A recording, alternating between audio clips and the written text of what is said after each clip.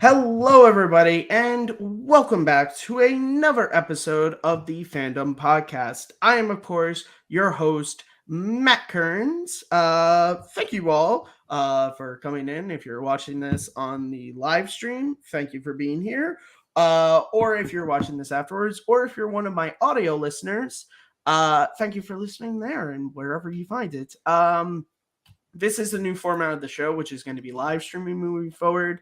Simply just because uh, live streaming is a lot easier than editing. That does mean if you are an audio listener, unfortunately, you won't get the audio at the same time you get the video. You'll have to wait until the stream processes.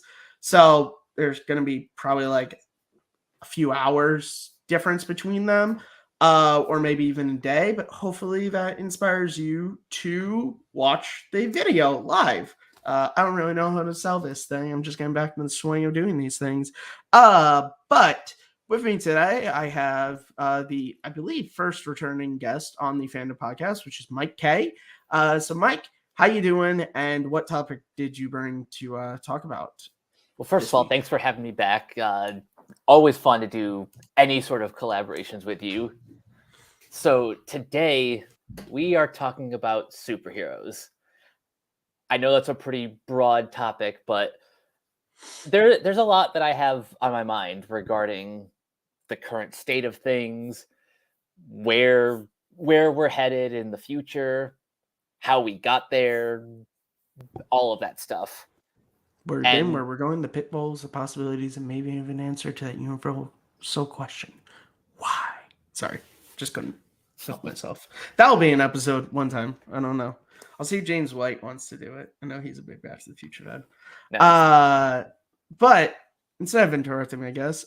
So with that, I do want to start with a question. We're talking superheroes. I don't think I actually even know who your favorite superhero is. So I want to ask that, and then I want to ask what your favorite interpretation of that character is. And that could be a live action film, an animated film or series, a specific comic book run, a video game, maybe, depending. Who's your favorite superhero and your favorite depiction of them? So my favorite superhero is Nightwing. He's been my favorite for pretty much forever. Ever since like Batman the Animated Series, which is kind of where my entire love of the medium came from. But seeing Nightwing in, I think it was the episode Sins of the Father. I believe it might be. Let me just check. Batman Animated Series. Nightwing. Let's see.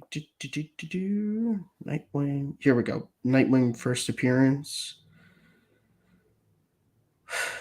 You would think they would make these things a lot easier. I can tell you right now, it's in the 4th season. Yeah, I know it's the 4th season. I want to say it is Sins of the Father, but I don't think it is. I think Sins of the Father is an episode that I always get confused with. Keep talking about Nightwing, and I'll get this answer for you. So I said my favorite superhero. First, and I guess favorite would be Batman the Animated Series. As far as a movie, definitely. Well, just in general, what your favorite depiction of the character is. It doesn't. I didn't mean you have to be like, give me your movie, give me your like it. Because some people, they may love a character. Like, so for instance, and we might get into this. Like, I love Mr. Fantastic. There's no film depiction of Mr. Fantastic that I love. So my favorite depiction of him is the 60s comics run. So nice. That's what I meant when I asked the question. I still have a couple different answers. I can't believe the first one that didn't pop up though was Young Justice, because that might be like the definitive version of the character that I read in my head now. Whoever thought that Jesse McCartney of all people would turn out to be like a good voice actor? and specifically voicing my favorite hero. And so we actually, it's really funny. We just yesterday did or not yesterday, on Sunday we did rank them. We did top 12 DC TV shows, and Malcolm brought up Young Justice. It didn't make the list, but I talked about how I only saw the first 2 seasons of Young Justice when it was on Cartoon Network, and then it got taken off of Cartoon Network, and I just never saw it again. I saw like random stuff because I remember seeing Nightwing, and I was like, I do not remember Nightwing being on this show. So that was, yeah. So I actually never seen the Nightwing episodes of Young Justice or season that he appeared in. Yeah, you should definitely go watch, assuming it's even still on HBO Max. Watch Young Justice Outsiders and Young Justice Phantoms. They are both excellent. I will do that, and I'm literally just trying to. It might be Sins of the Father. I don't know, because for some reason the let me description guess. Just talks about young orphan Tim Drake becomes Batman's new ward when he becomes involved in one of Two-Face's deadly plots, and that's not the episode. I guess looking at this, his first appearance would be episode 5, You Scratch My Back, when he works with Catwoman. But I swear he pops up before then. He does show up at the end of Sins of the Father, because I remember now that episode is Tim Drake's origin story. I just remember there being an episode in which Dick Grayson talks about why he's not why he isn't Robin anymore. It's like him telling the story to Tim Drake. Yep. I don't know what that episode is. That's a great episode too. That is probably my favorite episode of that show, and it sucks that I can't remember for the life of me what the name of it is. But yeah, to wrap up the opening question, Nightwing is my favorite hero. Although today I'm repping your favorite, Superman. I'm not even repping. I'm just wearing my Harrison Ford shirt. Nice. Yeah, not even repping. Harrison Ford is just ultimately my favorite superhero. Yeah, I'm gonna actually. So I decided this to myself when this episode first came up. I'm gonna try to refrain from talking about Superman simply just because I don't shut up about the guy. I have an entire podcast episode devoted, and there's so many other superheroes that I really love that I don't really talk about a lot. One of those that, and maybe we can springboard this, is I want to talk about Wolverine. Because Mike, you and me were around the same age, so we're in that original like X-Men trilogy generation.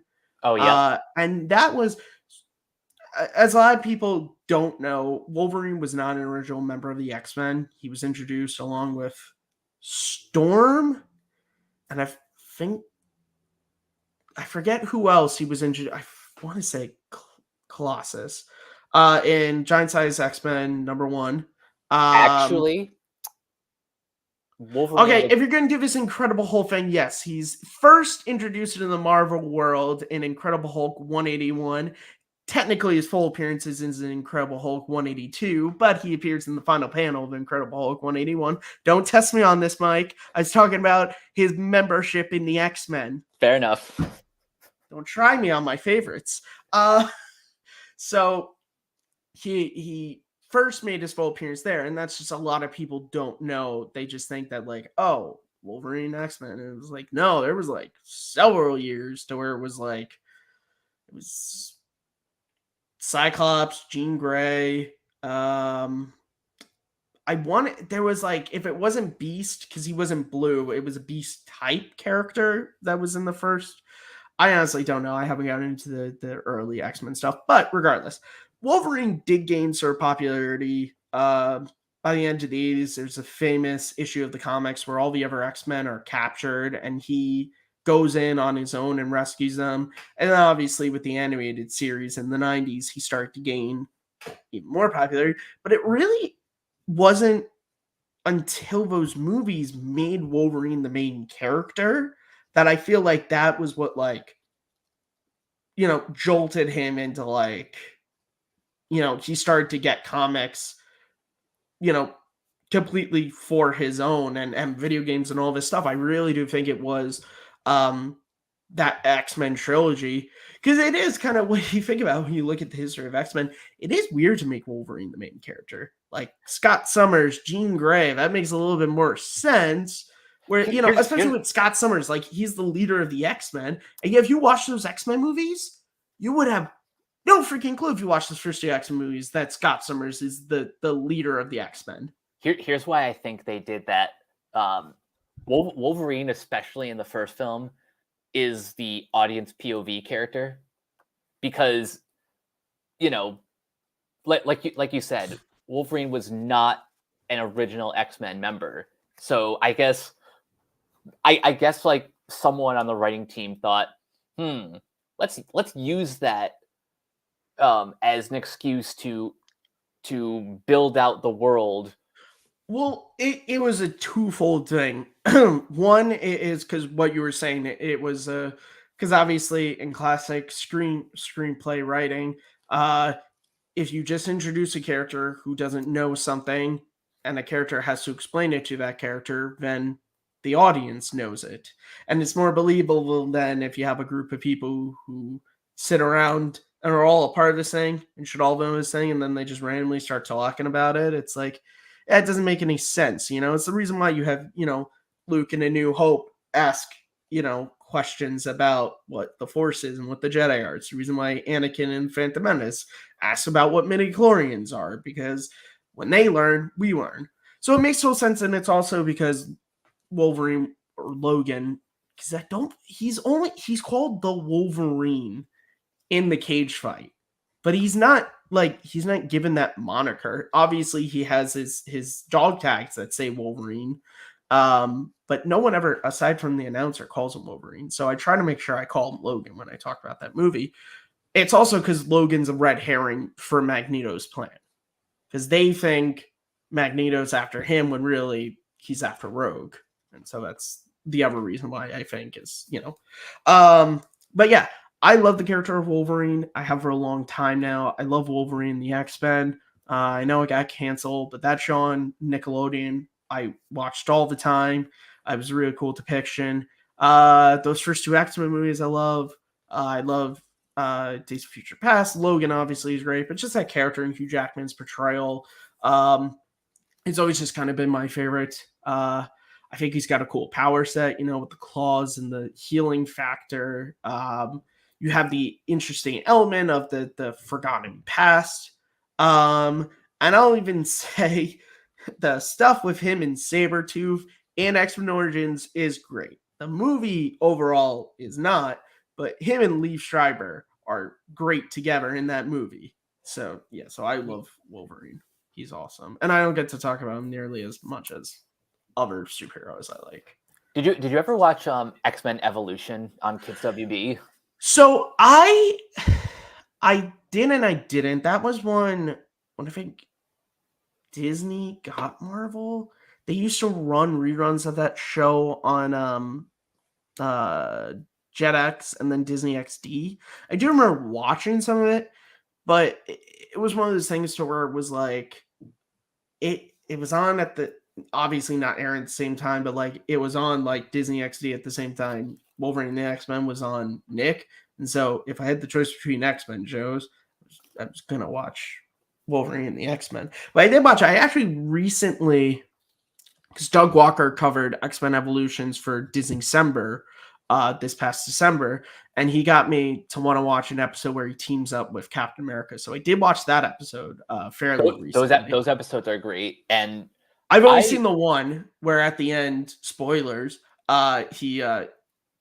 Magneto is one of the people he saves. And I thought that was really cool at the end. Magneto remembered that and didn't kill him because he's like, years ago you saved a young boy named Derek Lancha. Now I've paid my debt to you. I was like, that's pretty cool. And then fucking Steve Rogers still frozen because in that, which I thought that was really interesting too. It's like Steve Rogers in that universe was frozen because the super soldier serum was like a disease essentially. And so they froze him to like find a cure. I was like, that's cool. I'm not sure if they follow up on this in this show, but that's cool.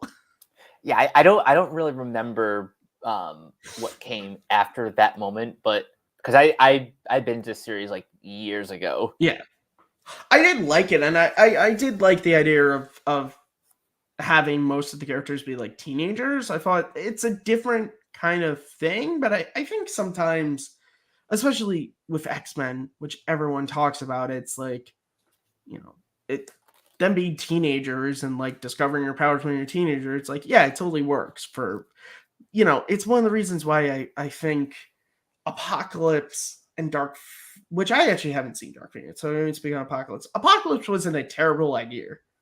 It was just the execution wasn't perfect. But the idea of having the X-Men as teenagers isn't bad, especially since they were in the original comics. Like Jean Grey and Scott Summers were like teenagers in those original comics. Mm-hmm. So I probably will watch the whole series at some point. There's a lot of shows I'm watching right now. It's not top of my list, but who knows? I don't know. One more thing before we leave X-Men.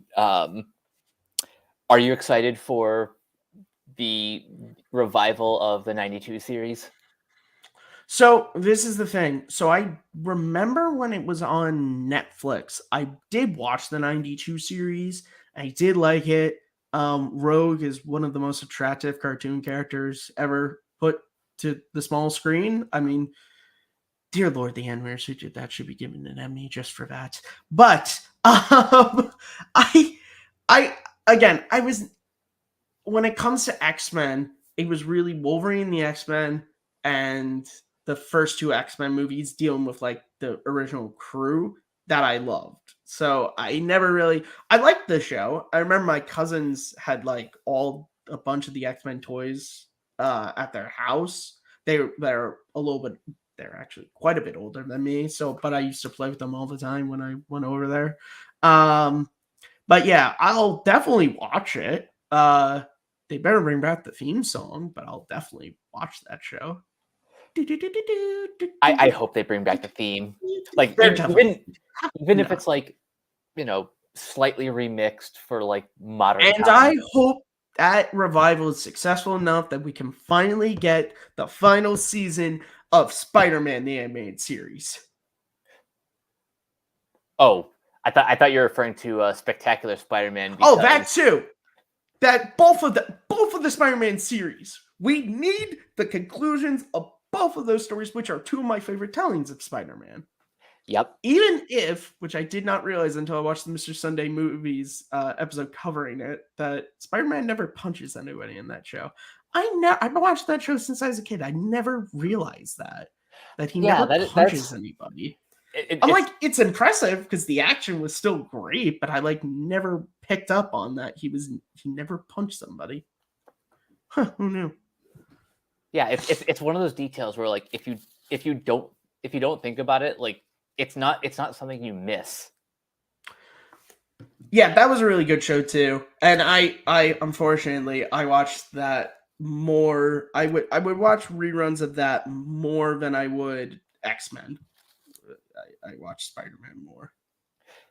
I strangely enough never really got into the 90s Spider-Man series. Spider-Man in the cartoons has had a interesting history. Certainly has. I believe the the first one was the 60s animation. Yep. And then I believe Spider-Man and His Amazing Friends was next, which I watched on ABC Family in the mornings. They would show reruns, and I used to watch that show all the time. Nice. Loved that show. Then I want to say then it was the 90s one. Then you had the one where Neil Patrick Harris played him, the like MTV one that came right after the first movie. Oh yeah, that sure existed. Then you had, I want to say Spectacular Spider-Man was after that. And then you had Ultimate Spider-Man. And then Heaven Help Me. Oh, well, there was Spider-Man 2099 in between the 2002 show and the 94 show. Yep.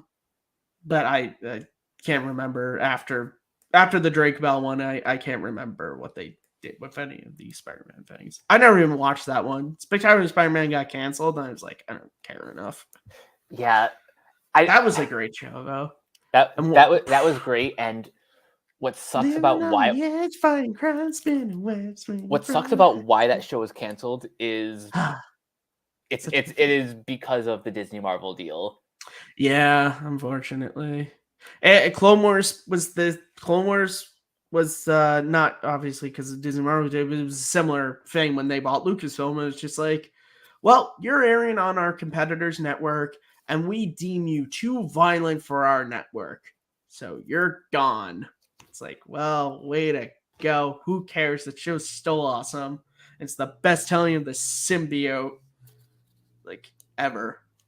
Because they do the problem with the symbiote in the movie, the third movie, is it completely misses the fact that like Spider-Man had that costume for a while before it turned him evil.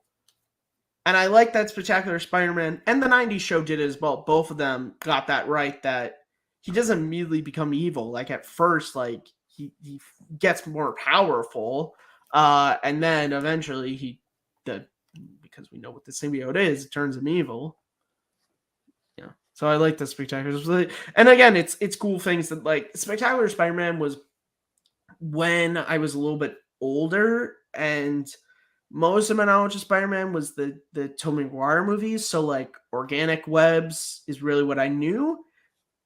So I remember the first episode when he gets the symbiote suit, he goes to get his web shooters and the organic web comes out. He's like, oh, cool. I don't need web shooters. And that was the first time that I like it clicked in my head. I was like, oh, okay. So yeah, because that's something that obviously the Tobey movie, it's not a big deal because he had organic webs, but that was something that the symbiote suit gave him. Mm-hmm. Yeah. Spectacular Spider-Man is awesome. I love that movie show. Yeah, but you do have something you wanted to talk about. Oh, I'm sorry. What were you going to say, Mike? I was just going to say that anyone who hasn't had a chance to watch Spectacular Spider-Man should do that as soon as possible. It does end on a cliffhanger, but it's not the worst cliffhanger in the world. Like it's as mumuch a cliffhanger as Amazing Spider-Man 2 is, I would say. You know, yeah. Like it doesn't destroy you watching the prod. You know, it doesn't destroy the show. You know, it's not like one of those things to where it's like the entire show has been building to this answer, and we don't have an answer. It's just like you're just like, oh well, there's stuff that happens with characters that I really would like answers to, but it's not like doesn't ruin it. But I do want you to talk about something you brought up before we went on air, because I don't want us to go for this whole time and you not to have the opportunity to talk about it. Right. So, I don't know if you guys have seen this little movie called Shazam! Fury of the Gods. Clearly, a lot of people haven't. Yeah. Like, so a couple days ago, Zachary Levi went live on his Instagram to, I guess, either vent or like share some behind the scenes production stuff. Pretty both, much as I would say. Yeah, both. Both. Mostly as an attempt to squash the rumor mill, but also because, understandably so, he feels pretty frustrated that this movie, compared to the first one, which was critically acclaimed and wasn't like the biggest hit in the world, but like made enough. It did well in theaters. Yeah, it wasn't like breaking box office records, but it did, like, audiences came out to see it. Yeah. So this one is our opinion aside. I think you and I have, outside of this, expressed adoration for this film. I love Fury of the Gods. It is one of two comic book movies I've ever cried at. The other one being Shazam 1. So, yeah, I love Fury of the Gods. Um, yeah, I don't know. I don't know yet if I like it more than the first Shazam.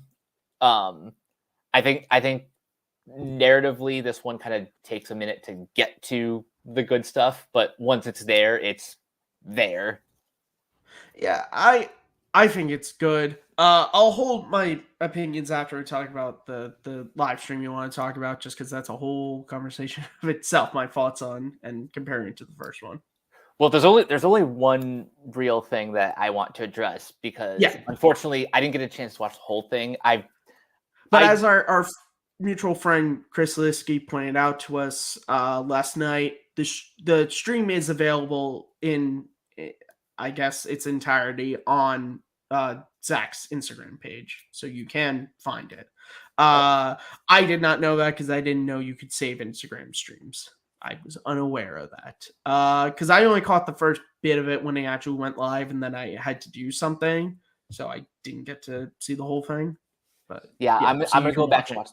and watch the whole thing later. But there is kind of a viral clip um, going around of Levi saying something about Keanu Reeves, how much he loves Keanu Reeves, but that John Wick 2 is not, or John Wick Chapter 4 is not a family movie. So for those who want a better option to go see Shazam Fury of the Gods. And yet somehow this got morphed into Levi implying that Fury of the Gods is a better movie than John Wick Chapter 4. Now, this is clearly not what he said. So the point I'm about to say is pretty moot, but while I personally disagree with that fake fake opinion, if he did say that in earnest, he has every right to share that opinion. No matter how biased it is coming from someone who poured probably more than 3 years like in his blood, sweat, and tears making this movie. But yeah, too many people have run with the edited clip and spreading that as if it's gospel. And I want to remind our viewers that fake news is I can't believe I'm even using that term, but Look, it's okay. It's cool. Fake news. TM. It's fine. um, we do not take kindly to the spreading of misinformation.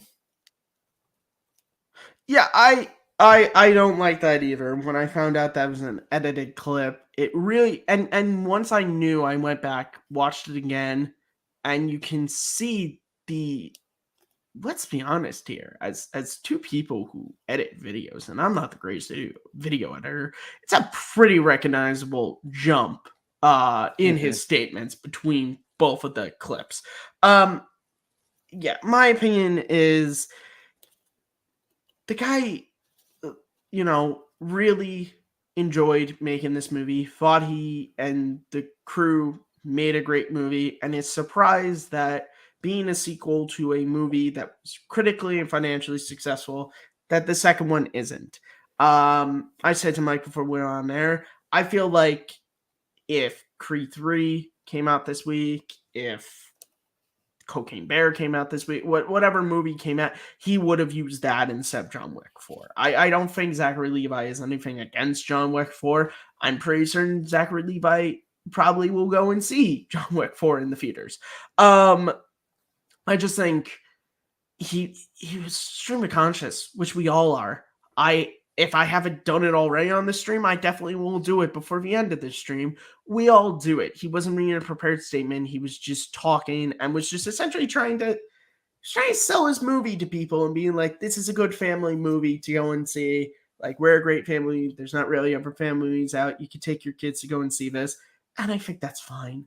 And also, if he does, even if he did, like you said, think John Wick 4 is better, is Fury of the Gods is better than John Wick 4. Okay, that's his opinion too. Like, and I think this weird thing to where like celebrities aren't allowed to have opinions unless their opinion agrees with the masses, then it's okay. But like, and I'm not getting into politics, religion. I'm talking mainly about movies. Like, Jeffrey Aniston is not allowed to say that like she thinks Batman v Superman is better than Avengers.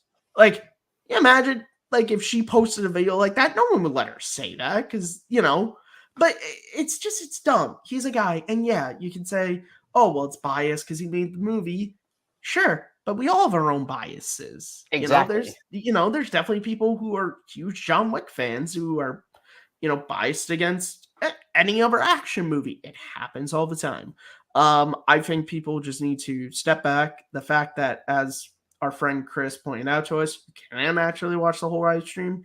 I think it's only like 15 minutes long, so it's not really that crazy. I would suggest watch the whole live stream, and then if his comments really do annoy you that much, then fine. But ultimately, I think, look, I once said on an episode of Simple Tricks and Nonsense when trying to talk about how unique Steven Spielberg is, I said, we're never going to get another Steven Spielberg. We might not get another Martin Scorsese. And he called me on it at the time.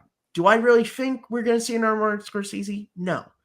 But in the moment, when I was just searching for a comparison to Spielberg, Scorsese was the first person who popped in my head. It happens all the time in live streaming, which is what he was doing. I think it's just one of those things to where Twitter just loves to run with shit. They pick weird shit to do, and then they just run with it. So yeah, that's my comments on that.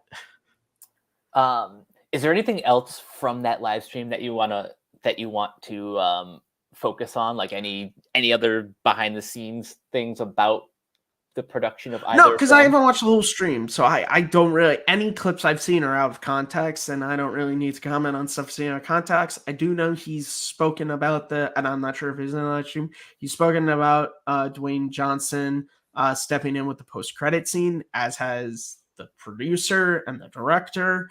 So we all know Justice Society was supposed to be in the post-credit scene. They're not, because Dwayne Johnson didn't want to. And that's a whole thing that, like, whatever. They're allowed to talk about this. Like, they're allowed to voice their annoyance that Dwayne Johnson came in and was like, no.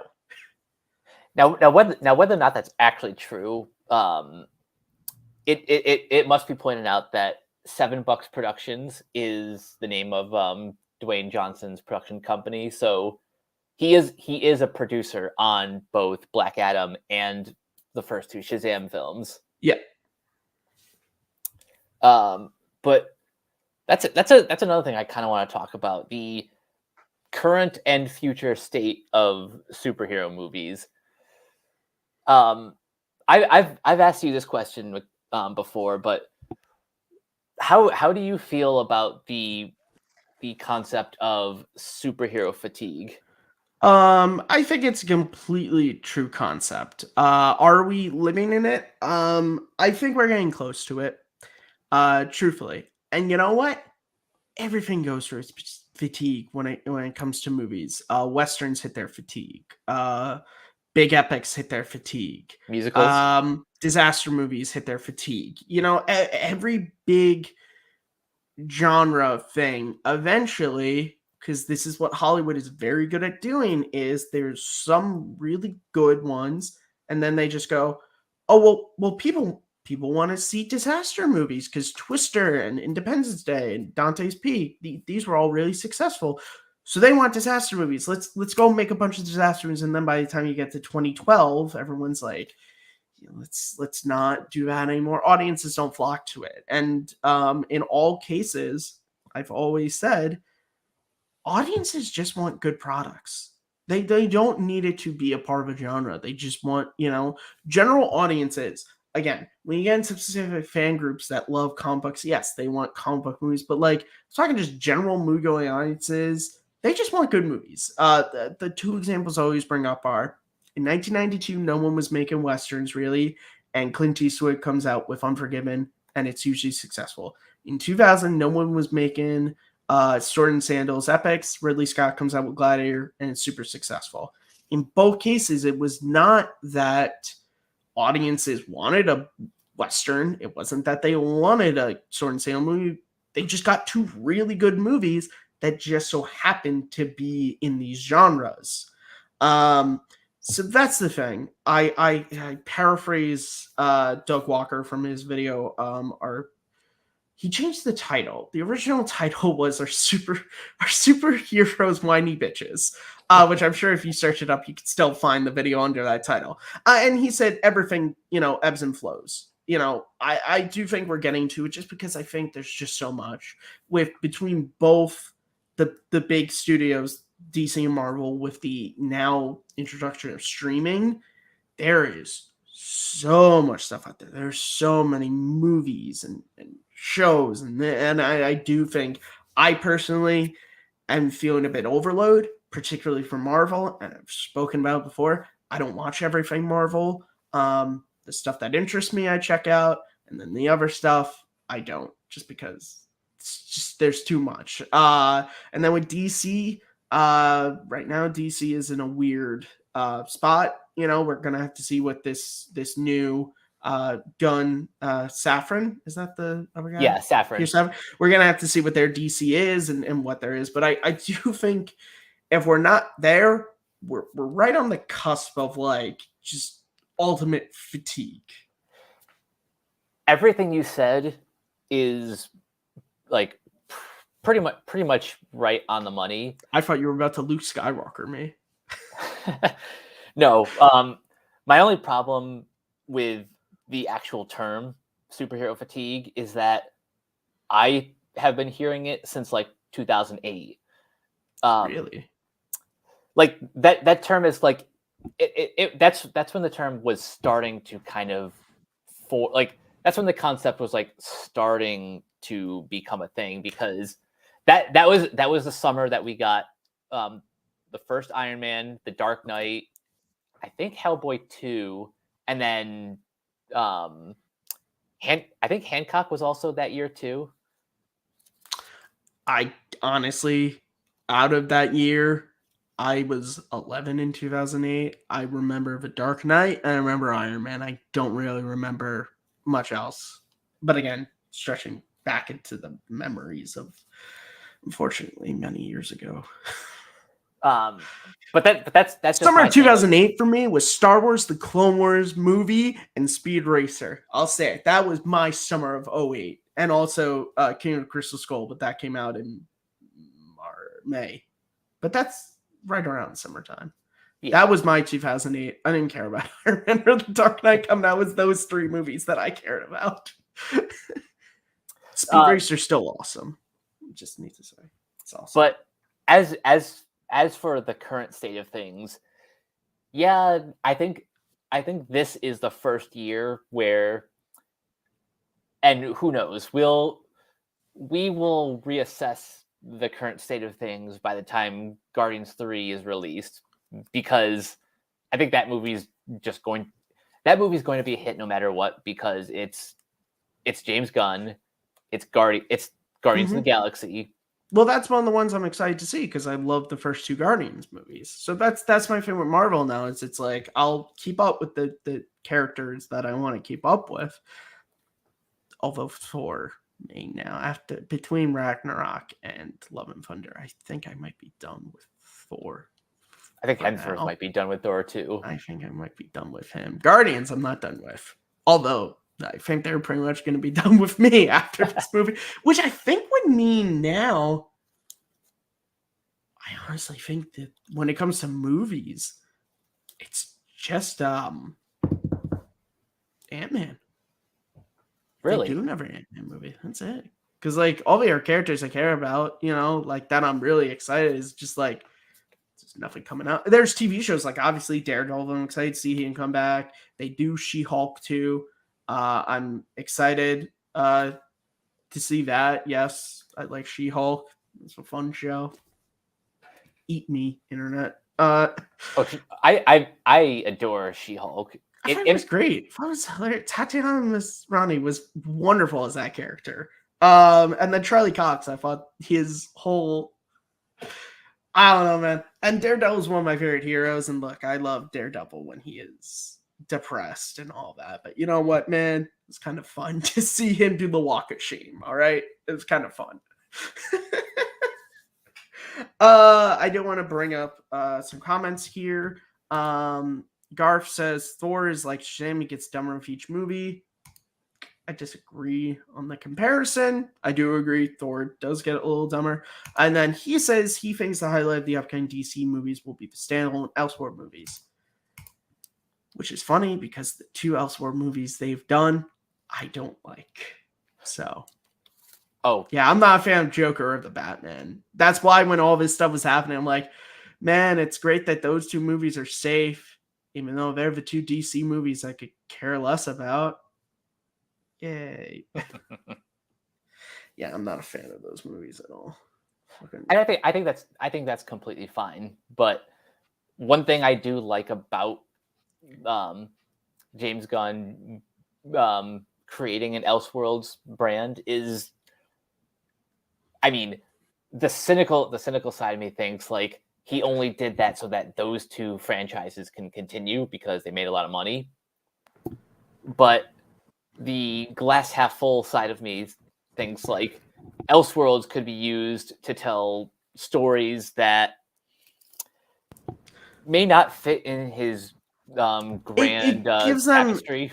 It gives them an option to do movies and to test and to do things without there having to be an overarching story.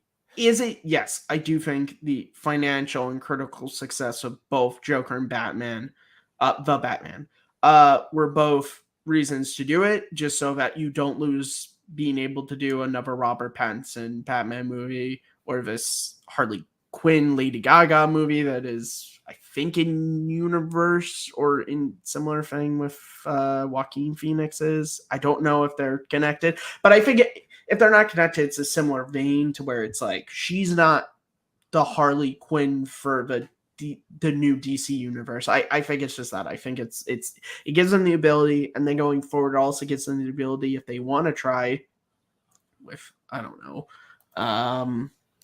like Green Arrow. If they want to try a Green Arrow movie, it doesn't have to be a part of a wider story. It could just be its own thing.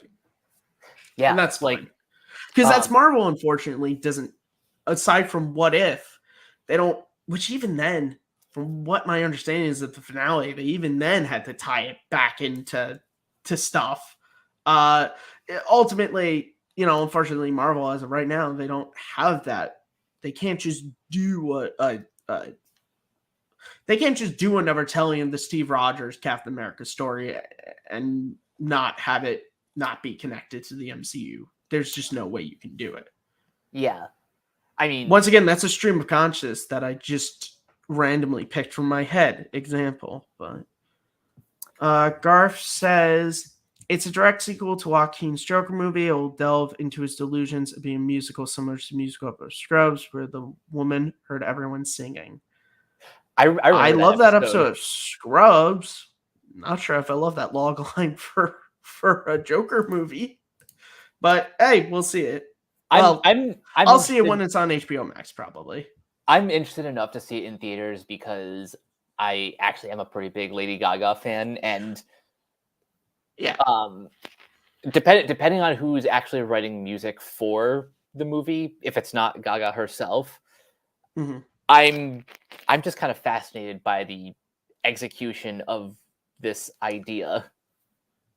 I mean, it depends on the source. The thing is, the reason why I would avoid him here is simply just because, like, and my brother knows this, because we saw the movie together. Which I know was part of the design of the movie, but I actually part of the reason why I didn't like Joker is it made me very uncomfortable. And I don't like to watch movies that make me uncomfortable. And I know that was like part of the movie, but that's why I'm just like, I saw it once. I'll stick with my Jack Nicholson and my Mark Hamill Jokers. Like I'll do that, Like again, I think Joaquin was totally deserved that he won the Oscar because he was fantastic in that role. And again, it's one of those movies where it's like, and the Batman, I wasn't uncomfortable. I was just kind of bored. They're both well-made movies. It's just like I just like they're not. I need to phrase this. It's not that they're. It's not my Joker. It's not my Batman. They're just not the depictions I'm interested in seeing further stories of. You know. Yeah, I think that's totally fair. I guess a this is probably too broad of a question, but what is it that you look for in a good superhero movie? You can use this answer for Star Wars. You can use this for Star Trek. You can use it for Jurassic Park. You use it for everything. I'm interested in characters that I'm interested in and stories that I get invested in. That's just what I want in general when it comes to comic book. Now, can it get character specific? Sure. What I want to see out of a Superman movie is not what I want to see out of a Wolverine movie, but that's because they're two separate characters. But overall, yeah, I want interesting characters and interesting story. It's funny. I just watched the movie Mean Streets for the first time a couple of days ago, and I ultimately didn't like it because it was just like a non-existent story. And the performances were great, but like I couldn't get into the characters because there wasn't a story to get invested in. And it wasn't one of these Clerks or Days of Confused to where like no plot is the plot. Like it just, I don't know what it was, but I didn't like it. So I just want good characters and stories that I get invested in. And sometimes, and look, and that's not the same for everyone. I didn't get into Andor. A lot of people did. That's fine. I got into, after the fact, I got into Solo, a Star Wars story, and a lot of people didn't. We all have our own things in our head, and we all get invested into our whatever stories or characters interest us. It's the way the world of pop culture turns. Yeah, that's I think that's pretty much like when you really boil it down, that's the number one thing that I'm into, like character over plot. The craft over like minute story story details, like. And also when it comes to a movie or show being comic accurate, I prefer authenticity over accuracy. Like get the character right from like his core traits, but you can like adjust whatever you need to fit one medium to another. What I would say is just like like, you know, if you want to do a new interpretation of a established hero, that's fine. Just make sure you stick with what you established.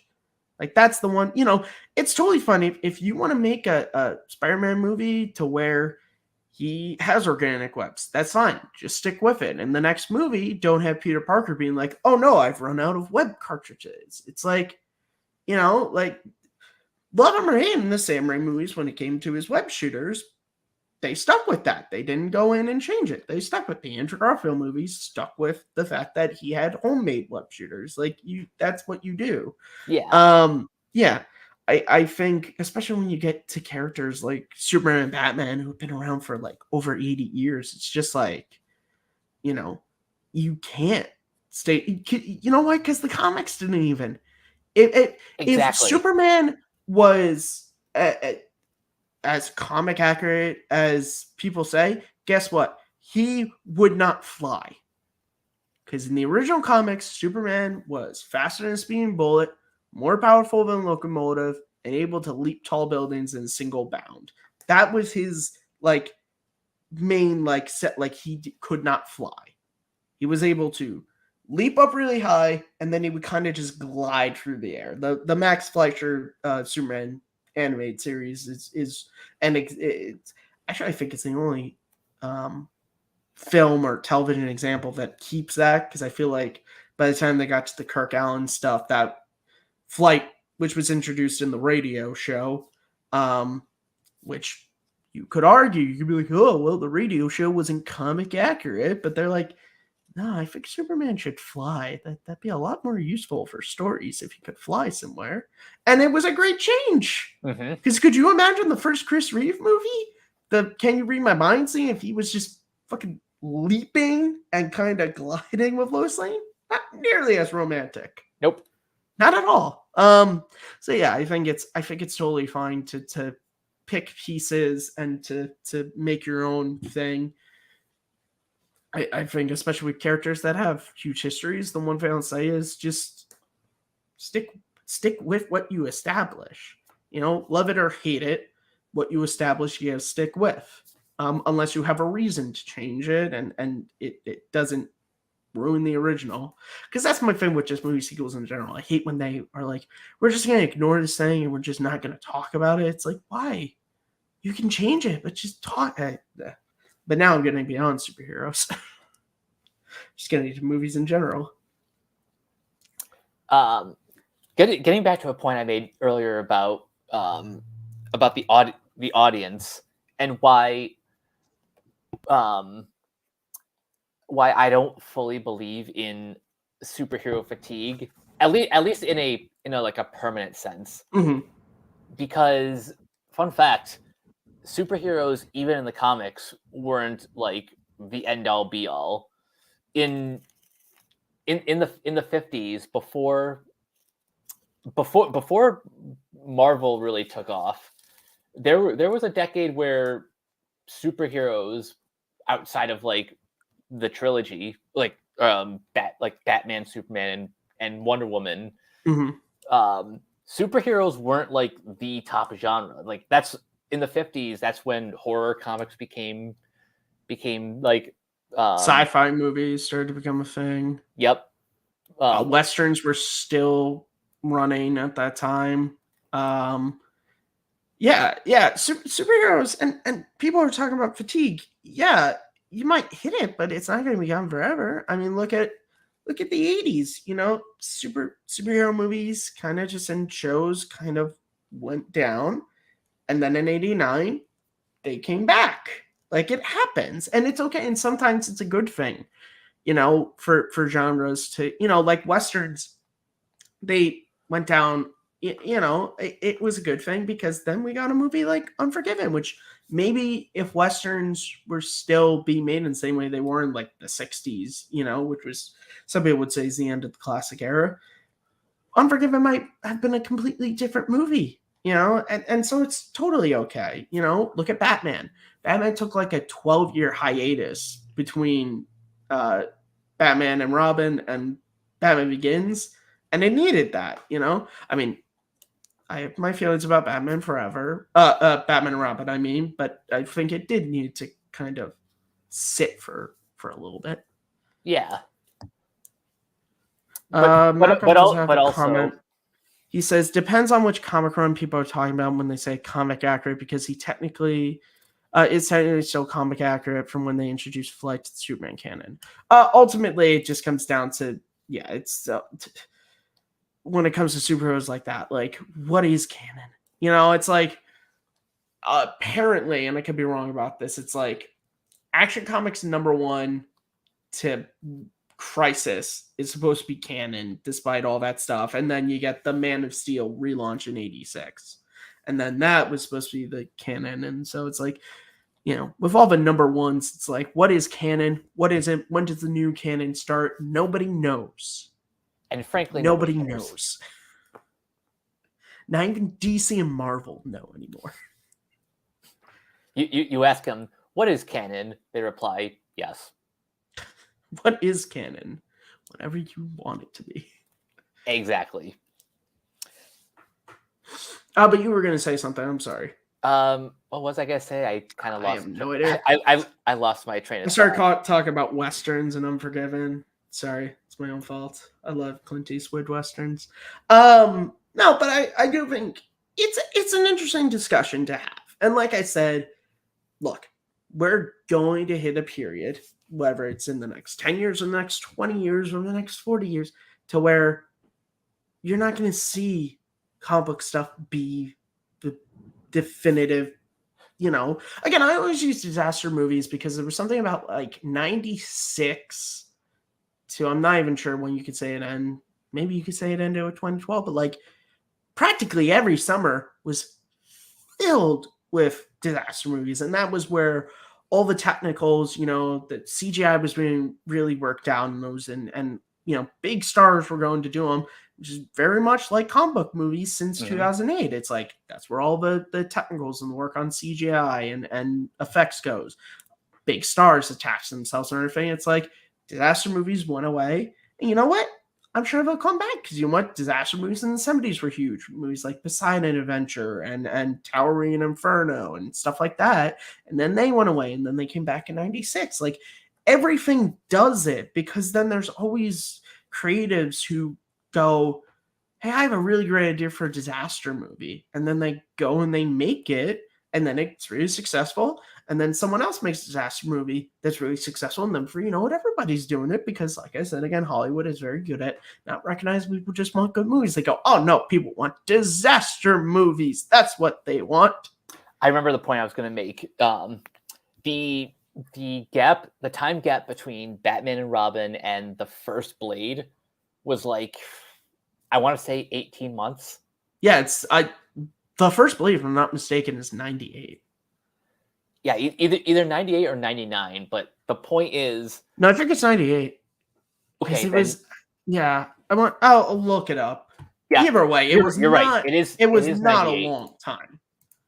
But that's exactly my point. Is that if for those who think this year is going to be like the death of superhero movies, first of all, I don't even think that's going to be the case because, like we brought up earlier, by May when Guardians 3 comes out and makes whatever amount it makes, like people are suddenly going to stop talking about superhero fatigue unless it's bad. I think a lot of it is the fact that a lot of the comic book movies that have come out recently have been divisive between both groups because you have Quantum Mania, you have Black Adam, you have Fury of the Gods, you have Love and Thunder. Like it's just been a couple of the last big releases have been mixed, and so people go, oh, I don't know if I'm feeling that. If Guardians comes out and it's great, and then if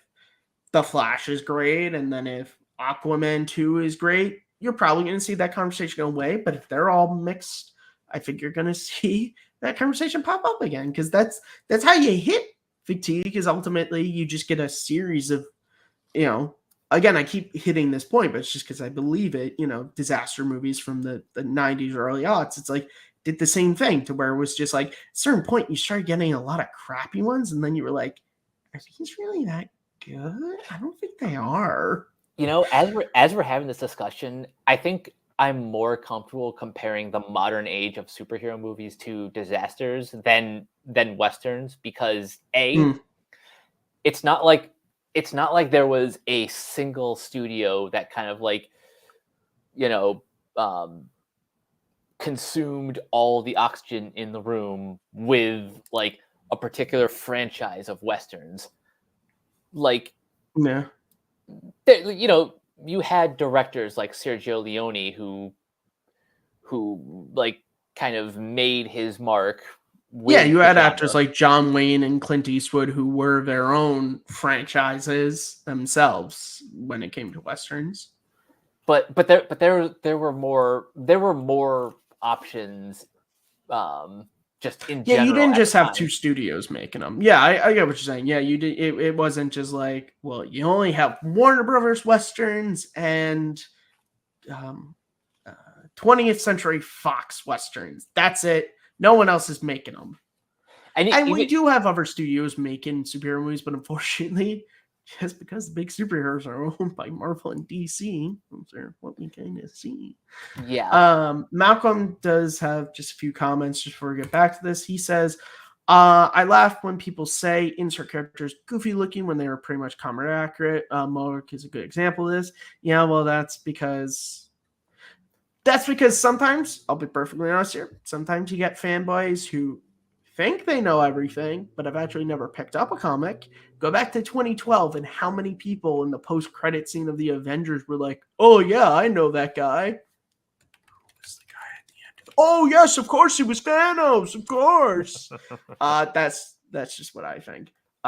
He does say Blade was 98, so we're not wrong. And he says, I don't think the conversation will ever go away for himself. Malcolm will keep talking about comic book movies. Malcolm will keep the fire alive, just like I keep the fire alive for Boss Baby.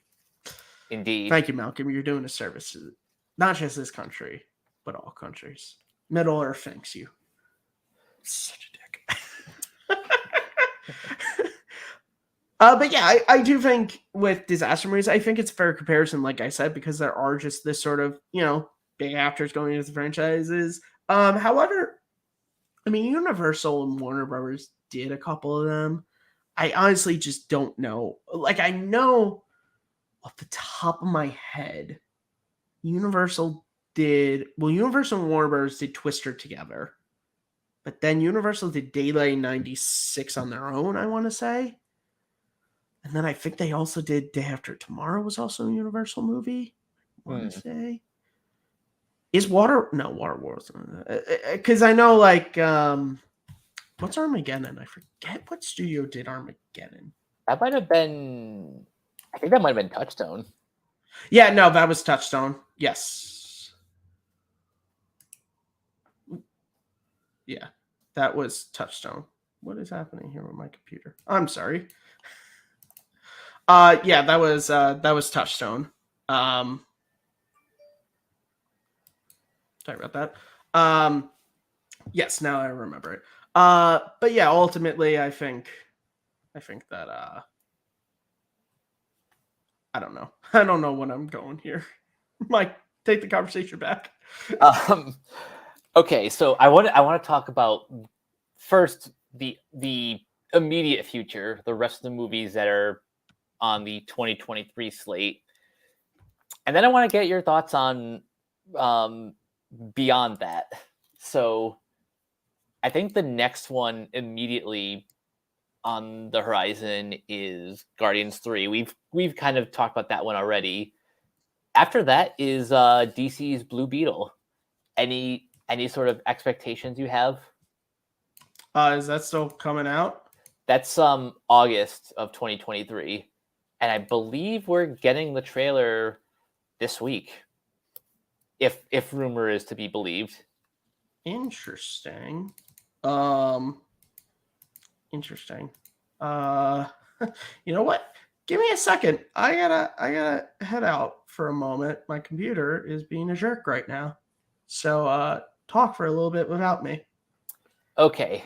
So while Matt is away at the moment, I'll just bring up the current slate of superhero movies. So in May, we have Guardians of the Galaxy Volume 3. In June, we have about that. My Google Chrome decided it was like it needs to stop working when you're streaming that. Of course. Perfect timing. So I brought up there's a movie in between Guardians and Blue Beetle. It's obviously Spider-Man Across the Spider-Verse. Yes, of course. I feel silly Very for forgetting about that, but stream of conscious, Yes, I'm very excited for that. I loved the first one. It's my number 2 Spider-Man movie. Very excited to see where this sequel goes. The only unfortunate thing is one of my favorite Spider-Men will not be able to be in it, which is Chris Pine, Spider-Man. He's dead in that universe. He's like legitimately like number 2 to Andrew Garfield for me as Spider-Man. He was so free. He was everything I wanted to be in Spider-Man in his limited screen time. I loved Chris Pine in that role. Same. Yeah. One thing I love about what I've seen of Across the Spider-Verse, by the way, this used to be titled Part 1. Now they're 2 separate titles, Across the Spider-Verse, and next year will be Beyond the Spider-Verse. So they're literally just doing what they did with Infinity War. Remember when Infinity War was Infinity War Part 1 and 2, and then became Infinity War and Endgame? I remember that. Yep. because their reason, the Russo brothers' reasoning was that Infinity War is a complete movie, which is not technically wrong when you watch the movie. Like, its story is complete to an extent, you know. If you're looking at it as Thanos' main character of the movie, then yeah, it's a complete story. He ends up just sitting watching the sunset. He's like, I've done everything I wanted to do here. Yeah, like it does end on a minor note, but technically it is a complete movie from start to finish. So that does make me interested with Into the Spider-Verse, what its ending is going to be. If it was originally planned to be a part 1 or part 2, have they changed the ending because of that, or is it, I'm interested. Yeah, that's honestly a good question, but really, because you don't call something part 1 unless it's a part of a larger story, and this is just the beginning. That's when you call it a part 1. Is when you're playing for this to be, even if it's just look at TV episodes. I just today was watching Buck Rogers. The first episode I watched was Planet of the Slave Girls Part 1, because it was a big story being told over 2 parts, and this was the beginning. So I'm interested to see how it ends. My theory is that it is almost exactly like Infinity War and Endgame, where someone at Sony felt that these were 2 separate movies, or at least they had they had an ending in part 1 that felt satisfying enough for that chapter, that they felt that it could technically stand on its own. Yeah, that it didn't need to be saddled with to be continued to pop up on it, And then it does make me interested in what. I don't know. I just want to see the movie because I really like the first movie. The first movie is great. I hope the second movie is great. And it also looks spectacular too. Yeah.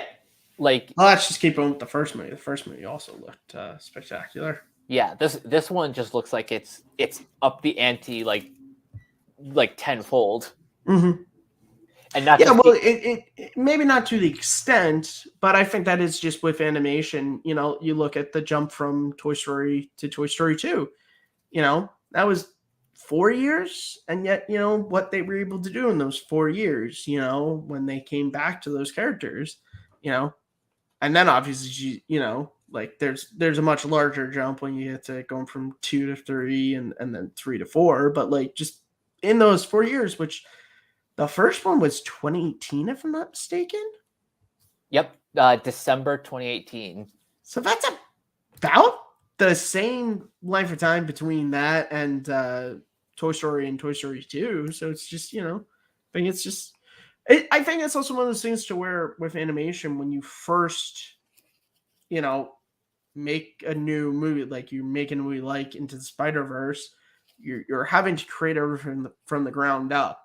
Whereas when you go to do the sequel, you already have elements made already. You already have a model of Miles Morales to work off of. Doesn't mean you're reusing the same model, but it's very much like Woody and Buzz. They already had models to work off of that they could just, bring to another level while still being able to create new things. But it's one of those things with any art form. It's the same thing going, special effects wise, the dogfights or the starship stuff in Empire from Star Wars. It's because they were able to, they had a Millennium Falcon model built, that they were able to base off of. They already shot that one. Now it's just like, okay, how can we take that and add to it? When it comes to the creative process, it's always easy to add when you have a base to build from. Right. In anything. And also Oscar Isaac as Miguel O'Hara. Perfect casting right there. Yeah, I was very surprised because I thought it was just a post-credit scene joke. I did not think he would be coming back in any shape and or form. I just thought it was like, oh, that's just a really funny joke to end the movie on. But no, yeah, he looks great. And I'm fascinated with all the different Spider-Man that we get to see in this movie.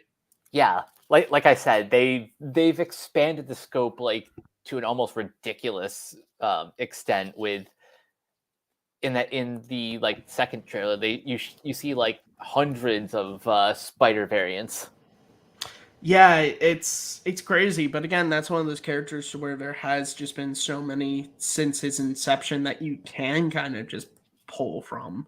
Uh Even if it's just a background reference, Like it's entirely possible that the fucking Spider-Man from 94 will swing by in the background. So like you could do that, Will they do it? Probably not, but Who still, you knows? could. Speaking of which, that reminds me, I need to go in the Disney store and buy that polo. I haven't bought that yet. I need to get that. I need to get that shirt. I love that they made that. Yeah. It's so awesome. Now, while we're staying in June, we actually do have a date now for Secret Invasion. Oh yeah. It's Oh June... yeah, it's like 21st or something. Yep. I saw that. Yeah. I don't know what the hell Secret Invasion is, honestly. This just shows how much I keep up with Marvel. So what is Secret Invasion? I saw Sam Jackson and Ben Mendelsohn are in it, so I'm probably gonna watch it just because I like those two actors. Not even just like, oh, I like them because I did not really like Captain Marvel, but I like Ben Mendelsohn as an actor, so I'll watch him in anything. By the way, he's great in Ready Player One. I love him in Ready Player One. So the very basic premise is a faction of shape-shifting aliens, the Skrulls, have infiltrated all aspects of life on Earth. Now, for those who saw Captain Marvel, the Skrulls are... They're good guys.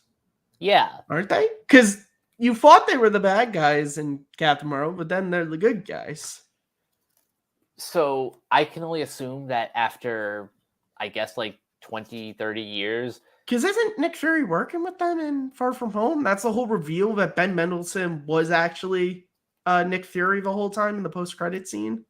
Yeah. And Nick Fury's on some like spaceship somewhere. I'm thinking like there's like a there's like a specific, like a small sort of faction of Skrulls who have like split off from the characters that we met in Captain Marvel, and they're the ones going rogue and causing all this terror. So that's why Sam Jackson and Ben Mendelsohn are like, yeah, this is a big deal. We should do something. No, that yeah, which you can always have too. You can always have those like splinter groups that decide we don't want to work with these people. We want to be evil. Okay, that's cool. And that could probably explain why like the show has been marketed as going back to the tone of the Winter Soldier, which had that like that kind of cold, like espionage kind of tone. Oh, it is. I honestly did not know it was being marketed with that. Oh, have you not seen the trailer that came out at during D23? No, I don't think I have. If I did, I kind of forgot it. The brain can only hold so much in recent memory for me. They'll probably put out like a second trailer. Probably. I mean, I'll watch it after this if there has been a trailer released. Like I said, I might have seen it. I just don't remember. I don't remember seeing it. But again, that's just because there's so much. There's so many trailers and this shit and that shit. It's like you really got to make an impression on me for me to remember. I'm looking at you, Way of Water.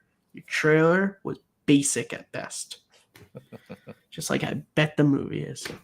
Whatever. Not watching that anytime soon.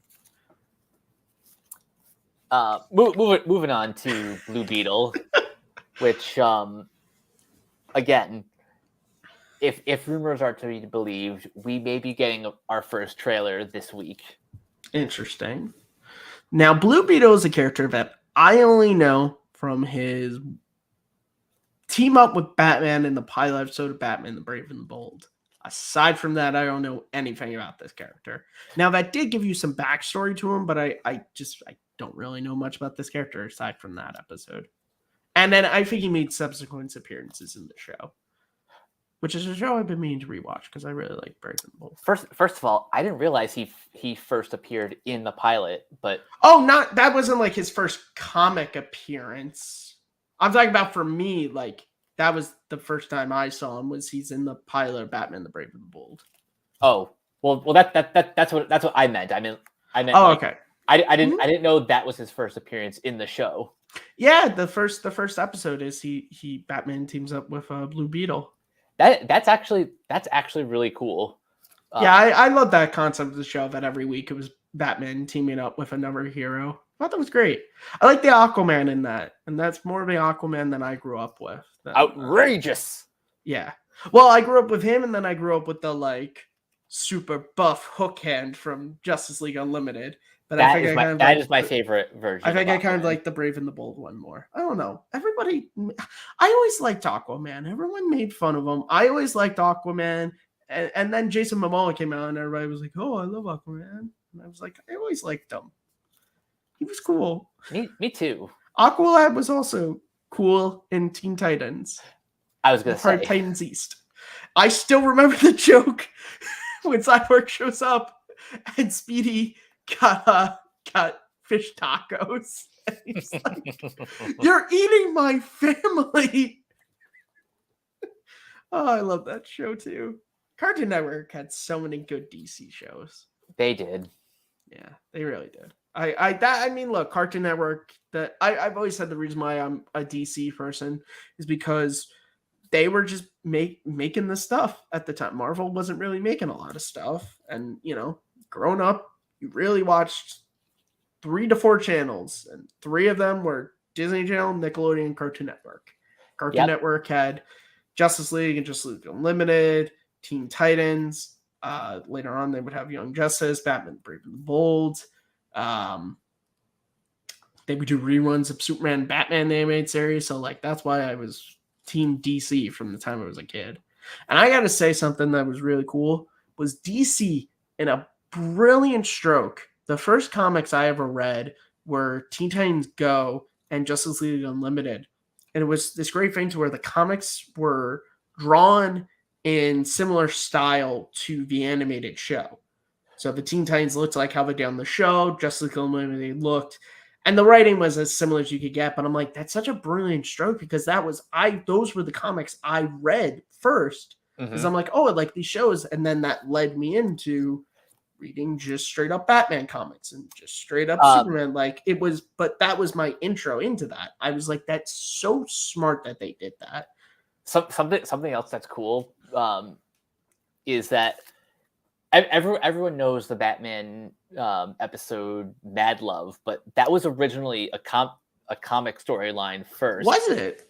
Well, no. To be specific, it was a comic storyline from the Batman the Animated Series comic. Interesting, yeah, because they did Batman and Superman and Batman Beyond comics. Yep. And I do remember the Batman Beyond comic. The first few issues were just essentially an adaptation of the pilot. I remember that because I remember reading. This was back when I had DC Universe, where they took all the content and but you could read any comics. And I remember the first couple pages are that opening when Bruce Wayne is in the Batman Beyond suit, and then he grabs the gun and pulls it on the guy, and that's when he's done being Batman, which is awesome. And also there was a Batman Beyond figure released a couple of years ago. It was based off of the show, and one of the heads was actually gray-haired Bruce Wayne that you could put on the body. Oh, nice. That's super cool. That's super cool. I would have to buy 2 of those so that I could just have my standard, like Terry McGinnis in the suit, but then have one where it's older Bruce Wayne.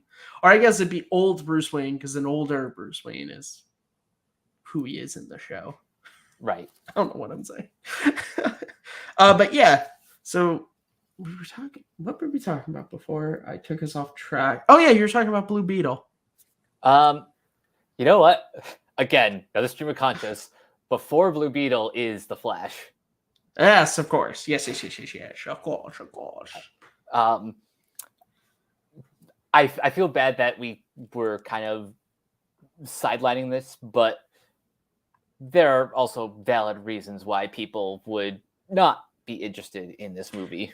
Yeah, and there are reasons that if you don't want to see this movie, if you don't want to support it, I support you doing that, and I think you have entirely justified reasons to doing it.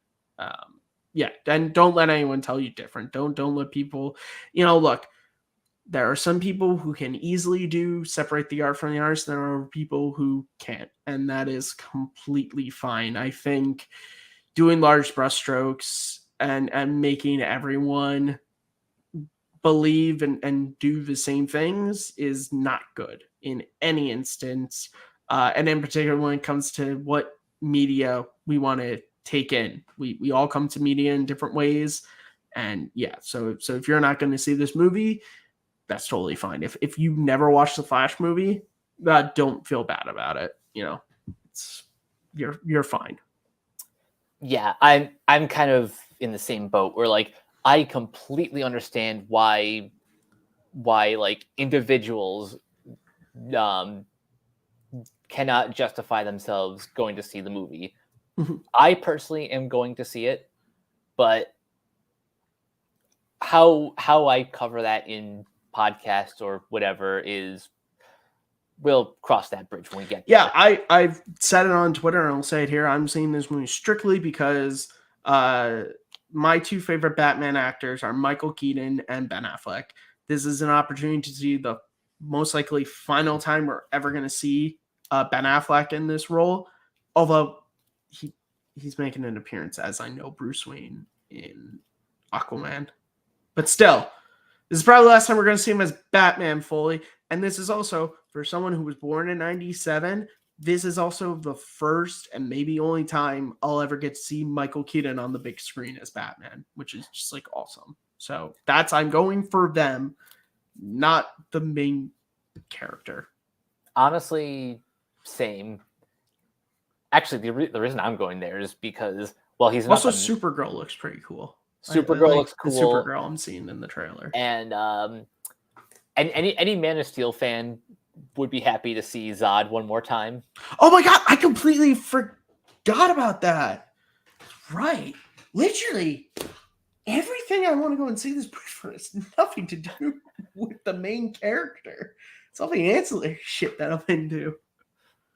I forgot. Yeah, Michael Shannon's coming back as Zod. That's kind of awesome. Yeah. It's pretty sweet. Maybe, do you think Henry Cavill shows up? I don't think so. I think if he did, they probably deleted it. I feel like Black Adam is unfortunately the last time we're ever going to see him in these movies. Yeah. Then again, pretty badass way to walk out. I'm also a pretty big fan of Justice. The last two movies that have official dates, at least, are The Marvels, which is November 11th. Yeah. Harrison Ford's in that, so I'll be seeing it for Harrison Ford. Is he in that one? Or am I figuring out another one? I think I'm thinking of number one. Keep talking. I will confirm. I felt like they said, look, I'm going to see whatever Thunderbolt Ross is in from now on, I will see because Harrison Ford is Thunderbolt Ross. I don't really care about the character of Thunderbolt Ross, but my favorite actor is playing him, so now I care. Thunderbolt Ross is now my number one favorite Marvel character, and my number two. Now my number one used to be Ego because of Kurt Russell, but now he's number two to Thunderbolt Ross. It's just how these things work.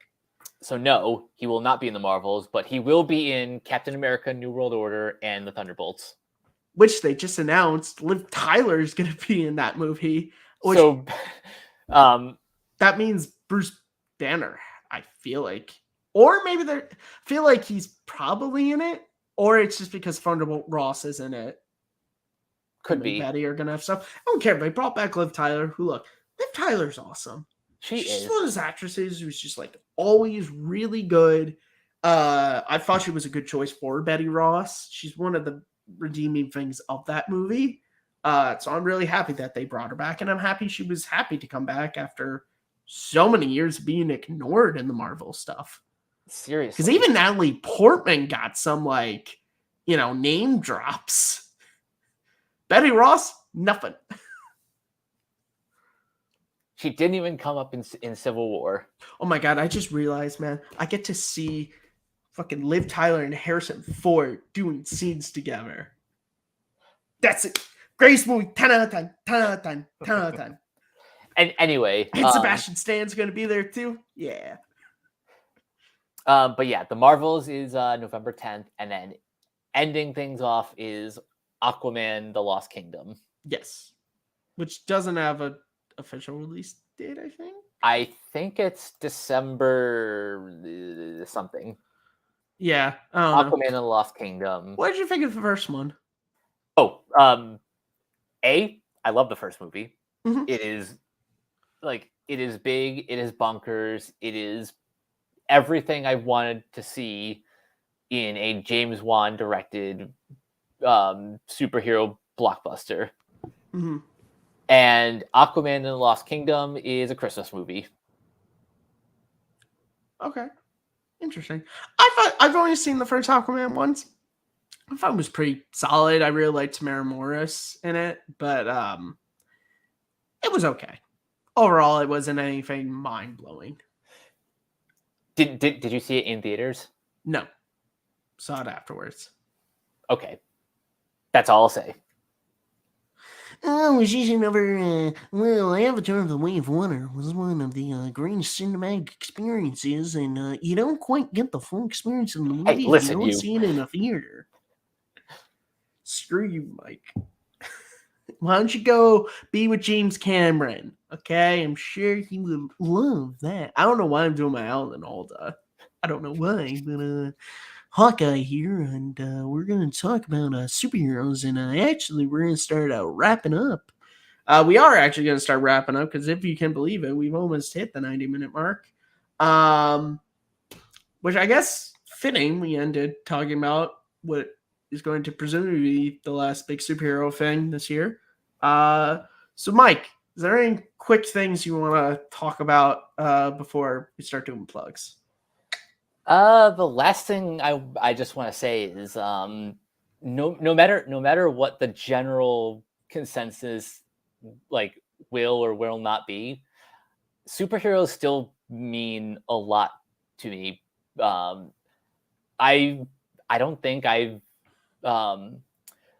I can't think of like a point where I started to like superheroes, because they've just always been in my life. Mm-hmm.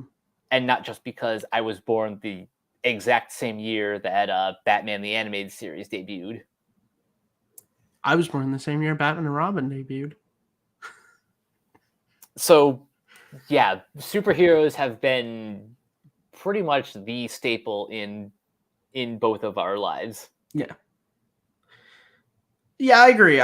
Look, superhero movies may go away, superhero TV shows may go away for a while, but superheroes aren't going away. You want to know how I know? Because the first true superhero comic came out in 1938, and they're still printing comics with that same dude.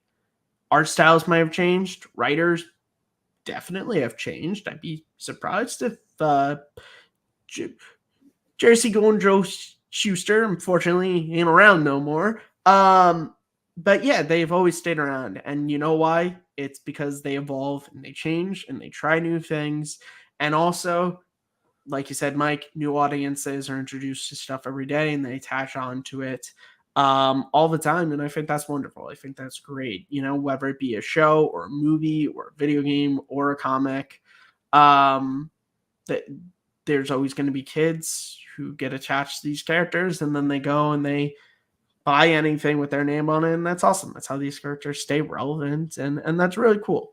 And I really love that. You know, I'm still going to be reading Batman, Superman, and Wolverine, and Spider-Man, and Daredevil, and Fantastic Four from now till the end of time. Won't be new stuff, maybe, but I'll definitely still be picking up the runs that I like from these characters.